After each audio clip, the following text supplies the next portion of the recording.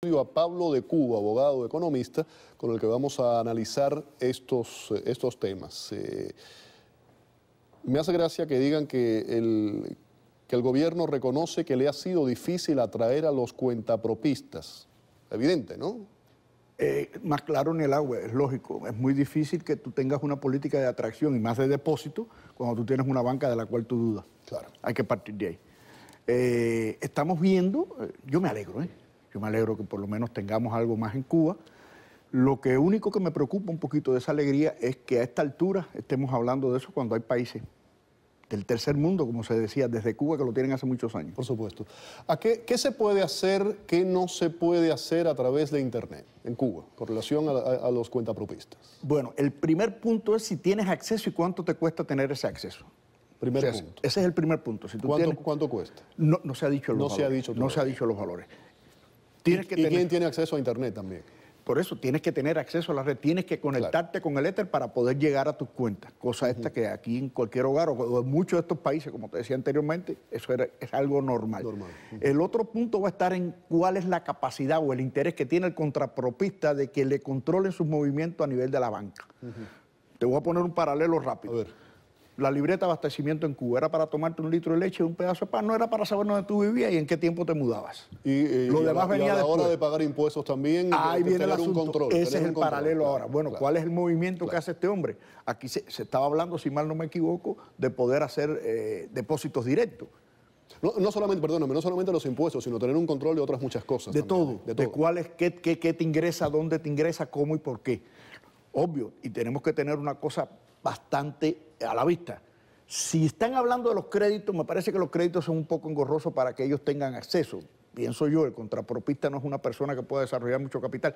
No confundamos el contrapropista normal a aquellos que tienen privilegio en un paladar, un restaurante. No. El otro punto va a ser en que va a ser, y valga la redundancia, la capacidad que pudiera tener esa persona de hacer movimientos dentro del banco. O sea, ¿cuál sería lo atrayente? ¿A dónde está? ¿Cuál sería la capacidad de ingreso? Cuando tú entras en ese proceso, estás manejando una cantidad de dinero grande, importante. ¿Qué puede ganar un cuentapropista en Cuba normal? ¿Qué gana? Hay algunos que viven muy bien. ¿Por qué? Por la esfera donde están, vinculada al turismo. Pero aquel que tiene una peluquería, aquel que arregla zapatos, aquel que llena fosforera, esa persona tiene un acceso muy limitado. ¿Va a tener chequera, va a tener tarjetas magnéticas? La tarjeta magnética hoy por hoy no es tanto el tabú. El problema, Feli, es lo que hablamos inicialmente. Bueno, para yo tener una tarjeta magnética tengo que tener un saldo y para tener ese saldo me lo van a controlar. Y yo no confío de esa institución. Claro. Por lo menos el temor todavía a la institución, aunque le pongan sociedad anónima, al final sigue en Cuba. El cubano no cree. Si no cree en el gobierno, va a creer en un banco. A ver, Pablo, lo mencionábamos anteriormente, el tema de las prestaciones electrónicas, transferencia de fondos, información sobre el estado de cuentas y conocer detalles de los 10 últimos movimientos bancarios. Bueno, los 10 últimos movimientos bancarios están muy bien, debe ser los últimos que se reflejan, nosotros debe de pedir un statement, debe de llegarte así. Ahora, la esencia de tú tener un control bancario de tus movimientos es planificarte financieramente. Ese es el primer punto, saber cuáles son tus ingresos y respecto a tus egresos, o sea, en depósitos líquidos por tu trabajo o en créditos. Esas son las dos variantes normales que tiene un empresario. Ahora, si tú vas a trabajar un proceso en que tú tienes que tener un saldo mínimo, o sea, tienes que tener un fondo mínimo, ya ahí va a tener problemas, porque puede ser que el del restaurante lo tenga, puede ser que el que tenga 4 o 5 casas a su favor. Ninguno de esos lineamientos están establecidos todavía de cómo va a funcionar, ¿no? No, acuérdate que en Cuba ahora por tratar de dar un impacto de algo económico te dan una noticia. Una noticia que la analizamos aquí, la vemos, pero si la llevamos a una esfera fuera de Cuba es tan extemporánea como jugar pelota. No tengo paralelo, Ahora, el Banco Popular de Ahorro, recuerda que fue el banco que tuvo la participación con el Netherlands Caribbean Bank para crear uno de los bancos que se fue de Cuba. O sea, tuvo participación en inversiones foráneas. Entonces, en los estados de cuenta del Banco Popular de Ahorro, respecto a moneda extranjera no sabemos cuál es, fundamentalmente. Por supuesto. Aquí sabemos que los bancos hacen sus cosas y hay abusos en prácticas financieras, hay mucho dinero fiduciario, hay muchas cosas, pero yo tengo mi cuenta, yo sé cómo se mueve y estoy dispuesto a pagar X servicio bancario. pero no sabemos cuánto pueda tener. Sí, está todo en veremos, está todo en el aire, en un hilo. Hablándote a lo directo, la banca cubana directo a la población, al diario que hacer, no es una banca comercial. No puede vivir, no tiene dinero para eso. Existe por existir. El Banco Popular de Ahorro lo crearon para dar los títulos de propiedad de la vivienda. No es una banca comercial. No es una empresa comercial. No es una empresa comercial. No lo es. ¿Se puede pagar a contratados a través de banca remota? Eso es lo que están diciendo. Eso no es otra cosa que sencillamente transferencias a esa cuenta o depósitos directos. Eso es lo que están planteando. Bueno, subcontratado, ¿a quién? A mi camarero, a mi chef, no hay problema. Pero uno que llene, arregle zapatos, ¿a quién va a pagarse el mismo? ¿Va a pagarle a la esposa? Y para 2 empleados no merece la pena todo ese proceso y lo que hay que pagar. Para nada. Eso es aplicable aquí en los Estados Unidos, que es un gran país, a cualquier otra nación, así sea, vamos a decirle nuevamente, del tercer mundo o emergente, como quieran llamarle.